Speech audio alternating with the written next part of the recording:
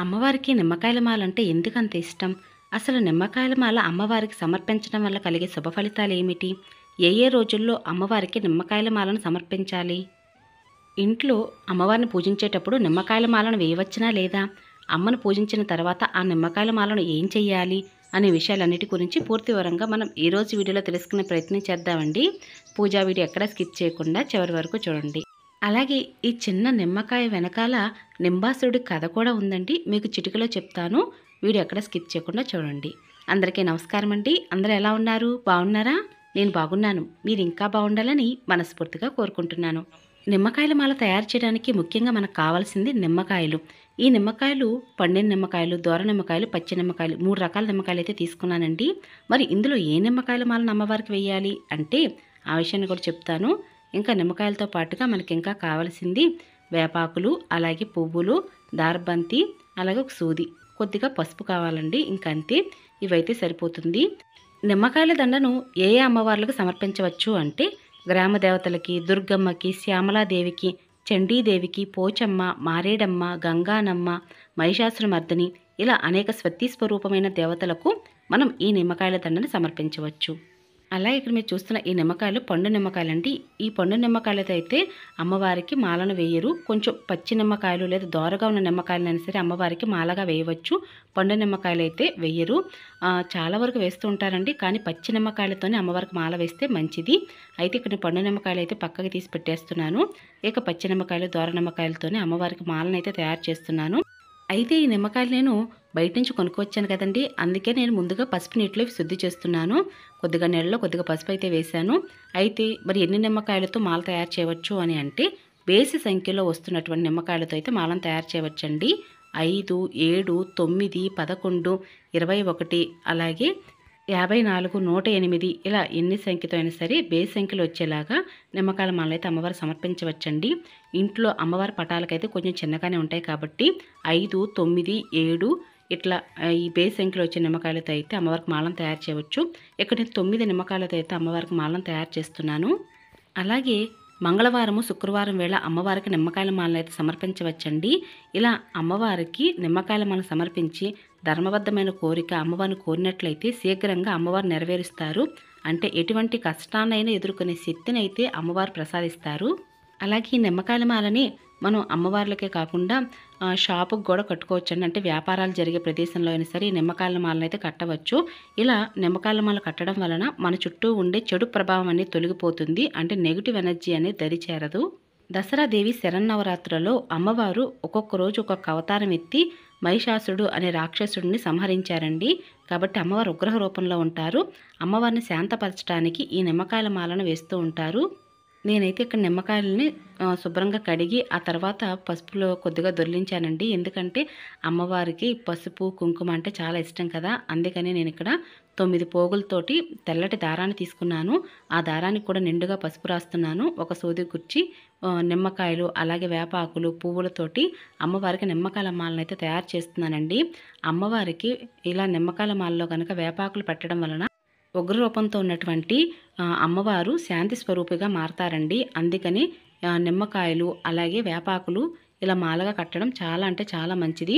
అలాగే నిమ్మకాయలతో పాటుగా ఈ వేపాకులను కూడా ఒకసారి పసుపు నీటిలో శుద్ధి చేసుకోవాలండి. అలాగే నిమ్మకాయలతో పాటు ఈ వేపాకులను కూడా ఇన్ని వేయాలనైతే ఏమీ లేదు.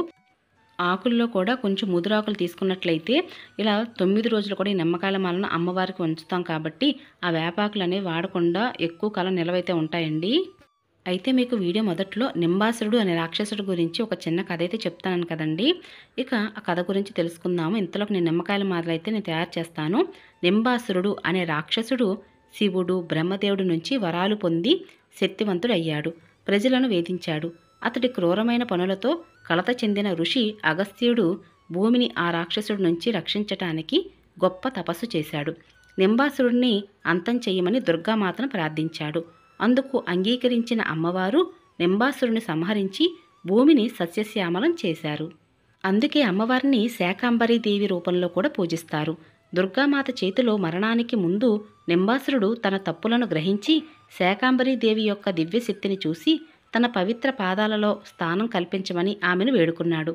దీంతో అమ్మవారు నింబాసురుడికి ఒక వరం ఇచ్చారు. అతను ఎల్లప్పుడూ నిమ్మకాయ రూపంలో ఆరాధించబడతాడని ప్రకటించింది. అప్పటి నుంచి నిమ్మకాయ హిందూ ఆచారాలలో నిమ్మకాయ ముఖ్యమైన భాగంగా మారిందని అంటారు. అమ్మవార్లలో చండీమాత, కాళీమాత పూజల్లో తప్పనిసరిగా నిమ్మకాయల మాలనైతే సమర్పిస్తూ ఉంటారండి. ఎందుకంటే దాన్ని సమర్పించటం వలన అమ్మవార్ల తీవ్రమైన కోపం అనేది తగ్గుతుందని భక్తులు విశ్వసిస్తూ ఉంటారు. గుడిలో అమ్మవార్లకు భక్తులు నిమ్మకాయల దండలను వేస్తారు. అమ్మవారికి 108 నిమ్మకాయల మాల చాలా ప్రీతండి. దుర్గాదేవికి రాహుకాలంలో నిమ్మకాయ దీపాలు పెట్టడం వలన అనేక అష్టైశ్వర్యాలు, భోగభాగ్యాలు కలుగుతాయని కూడా చెప్తూ ఉంటారు కదా.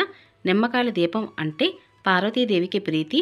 నిమ్మకాయల మాల, నిమ్మకాయల దీపం పెట్టుకోవడం వలన అమ్మవారి అనుగ్రహం తప్పక కలుగుతుందని చెప్తారు. ప్రతి శుక్రవారం వేళ ఒక కొత్త నిమ్మకాయ తీసుకుని దుర్గాదేవి అమ్మవారి ఫోటో ముందు పెట్టి అమ్మవారి ముందు కొంచెం కుంకుమ తీసుకుని ఆ నిమ్మకాయ మీద ఓం ధూమ్ దుర్గాయై నమః అంటూ 108 సార్లు కొద్దిగా కుంకుమను వేస్తూ ఉండండి. చాలా శక్తివంతమైన నిమ్మకాయగా తయారవుతుంది. ఆ నిమ్మకాయని ఇల్లంతా కూడా చూపించడం వల్ల ఇంట్లో ఉన్న నెగిటివ్ ఎనర్జీ అంతా కూడా బయటికి వెళ్ళిపోతుంది. అలాగే నరుడి దిష్టికి నాపరాయి కూడా పగులుతుందని అంటారు. ఇలా పూజ చేసిన నిమ్మకాయని ఇంటి ప్రధాన గుమ్మని సింహద్వారాన్ని కట్టినట్లయితే నరదిష్టి, దిష్టి దోషం, మనపై ఏడ్చేవారి దిష్టి అంతా కూడా పోతుందండి. ప్రతికూల శక్తి ప్రభావం కూడా మన మీద పడదు. ప్రతి శుక్రవారం రాహుకాలంలో ఈ నిమ్మకాయ రెమెడీ చేస్తే అద్భుతమైన ఫలితం అయితే కలుగుతుంది. ఇలా ప్రతి గురువారం వేళ కూడా నిమ్మకాయ అనేది మారుస్తూ ఉండవచ్చండి. ఇలా నిమ్మకాయనే కాదండి, నిమ్మకాయల మాలను కూడా ఇంటి ప్రధాన గుమ్మని సింహద్వారానికి వేయవచ్చు. అలాగే కొత్త వాహనాలనే కాదు, మీరు నడిపే వాహనానికి కూడా ఈ నిమ్మకాయల దండనైతే వేయవచ్చు. శక్తి స్వరూపమైన అమ్మవారి యొక్క గుళ్ళల్లో శుక్రవారము, మంగళవారము రాహుకాల దీపం కూడా వెలిగించవచ్చండి. శుక్రవారం అయితే ఉదయం 10:30 నుండి 12 గంటల మధ్యన రాహుకాల దీపాన్ని వెలిగిస్తూ ఉంటారు. అదే మంగళవారం అయితే మధ్యాహ్నం 3 గంటల నుంచి 4:30 మధ్యలో గుళ్ళల్లోనే ఈ విధంగా రాహుకాల దీపం అయితే వెలిగించవచ్చు. ఇలా రాహుకాల దీపం అనేది 9 వారాలు వెలిగిస్తూ ఉంటారండి. ఇలా వెలిగించటం వలన అమ్మవారి యొక్క అనుగ్రహం శీఘ్రంగా కలిగి మీ ఇంట ఉన్నటువంటి ఎటువంటి కష్టమైనా సరే ఇట్టే తీరిపోతుంది. అంటే దూది పింజలాగా ఎగిరిపోతుందని ఒక ఉద్దేశంగా చెప్తూ ఉంటారు. అలాగే మీరు ఏదైనా ఒక కోరిక కోరుకుని ఆ కోరిక నెరవేరడం కోసం అమ్మవారి ముందు సంకల్పం చెప్పుకొని ఇన్ని వారాలు నిమ్మకాయల మాల కూడా అమ్మవారి గుళ్ళల్లో అయితే ఇవ్వవచ్చండి. ఎక్కువగా నిమ్మకాయల మాలని దసరా దేవి నవరాత్రులలో దుర్గాదేవి అమ్మవారికి అలంకరణ చేస్తూ ఉంటారు. కాబట్టి ఈ విధంగా దేవి నవరాత్రులలో అమ్మవారికి ఒక్కరోజైనా సరే నిమ్మకాయల మాల సమర్పించవచ్చండి. 9 రోజులు నవరాత్రులు పూజ చేసేవారైతే మాత్రం మొదటి రోజే అమ్మవారికి నిమ్మకాయల మాలను వేయవచ్చు. లేదా మీరు మొదటి 3 రోజులు, మధ్య 3 రోజులు, చివరి 3 రోజులు పూజ చేసినా సరే ఏ ఒక్క రోజైనా సరే అమ్మవారికి నిమ్మకాయల మాలను వేయవచ్చు. పూజానంతరం అంటే 10 రోజుల పూజ పూర్తయిన తర్వాత పూజాపీఠాన్ని కదిపి ఆ నిమ్మకాయల మాలను మీరు ఇంటి ప్రధాన గుమ్మమైన సింహద్వారానికి కట్టడం, లేదా వ్యాపారం జరిగే స్థలంలోనూ లేదా వాహనాలకైనా సరే ఈ నిమ్మకాయల మాలను కట్టవచ్చండి. ఇలా కట్టడం చాలా అంటే చాలా మంచిది. నిమ్మకాయ చాలా శక్తివంతమైనదండి. అటువంటిది నిమ్మకాయల మాల అమ్మవారికి ధరించిన తర్వాత అలంకరణ చేసిన తర్వాత ఆ నిమ్మకాయల మాలని మన వ్యాపార స్థలాల్లోనూ వాహనాలకు కట్టడం వలన ఎంతో శక్తివంతమైన నిమ్మకాయల మాలగా తయారవుతుంది. అలాగే ఎవరి కనుదృష్టి, చెడు దృష్టి కూడా మన వ్యాపార స్థలాల మీద లేదా ఇంటి మీద పడకుండా ఉంటుంది. చాలా సులువుగా నిమ్మకాయల మాలను ఈ విధంగా ఇంట్లోనే తయారు చేయవచ్చండి. ఇలా తయారు చేసి గుళ్ళల్లో అమ్మవార్లకైతే సమర్పించవచ్చు. దసరా దేవి నవరాత్రులను లేదా మిగతా శుక్రవారాల్లో అయినా సరే అమ్మవారికి నిమ్మకాయల మాలను సమర్పించవచ్చు. నిమ్మకాయల మాల అనేది అమ్మవార్లకే కాకుండా ఆంజనేయ స్వామి వారికి కూడా సమర్పిస్తూ ఉంటారు. శని బాధలు తగ్గించుకోవటం కోసం ఆంజనేయ స్వామి వారికి ప్రతి మంగళవారము, శనివారం వేళ ఈ నిమ్మకాయల మాలను అయితే సమర్పిస్తూ ఉంటారండి. నిమ్మకాయల మాలను తయారు చేసిన తర్వాత గంధం, కుంకుమ బొట్లతో అలంకరణ చేయాలి. నిమ్మకాయల మాలను అమ్మవారికి అలంకరణ చేసిన తర్వాత ఇంకా అందం పెరిగిందనే చెప్పాలి. ఇక ఇదేనండి ఈరోజు వీడియో. మీ అందరికి నచ్చింది, యూస్ఫుల్ అవుతుంది అనుకుంటున్నాను. మీకు కనుక ఈ వీడియో నచ్చినట్లయితే మీ ఫ్రెండ్స్కి, రిలేటివ్స్కి ఫార్వర్డ్ చేయండి. అలాగే లైక్ చేసి, షేర్ చేసి, కామెంట్ ఇవ్వండి. మరొక మంచి పూజా విధానంతో మళ్ళీ కలుసుకుంటానండి. ఇక అప్పటి వరకు నమస్కారం అండి.